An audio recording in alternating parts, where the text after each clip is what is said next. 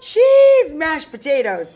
Maria was in the kitchen while we were walking around with you guys, and she diced up some potatoes larger than parsnip.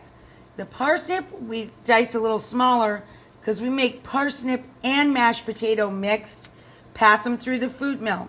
To bring them up to a boil, cold water, put the lid on.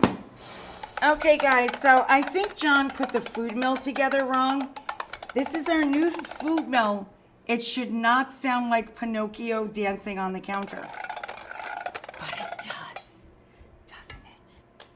It sounds like Pinocchio dancing on the counter.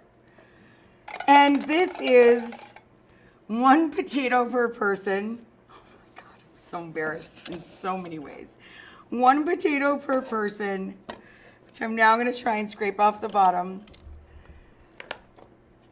of russet potato, and half a parsnip per person. Maria, could you do the Pinocchio on maybe on that side of the counter and I'll explain the rest of this? I can't.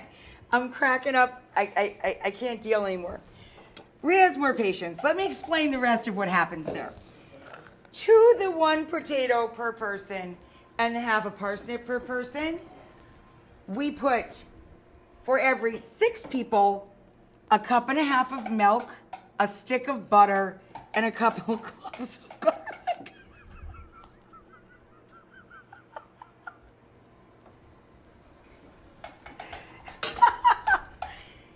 And here's the magic ingredient. For every 6 people, a tub of pub cheese. This one is from Oscar's.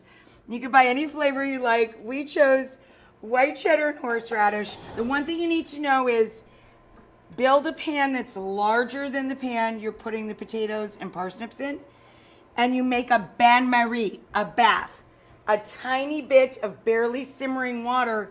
You leave the potatoes in it, they can stay there for hours and hours. Our pub cheese goes into the warm milk and the smashed potato and parsnip in our little water bath, our bain-marie. We're gonna put some chives in our pub cheese potatoes.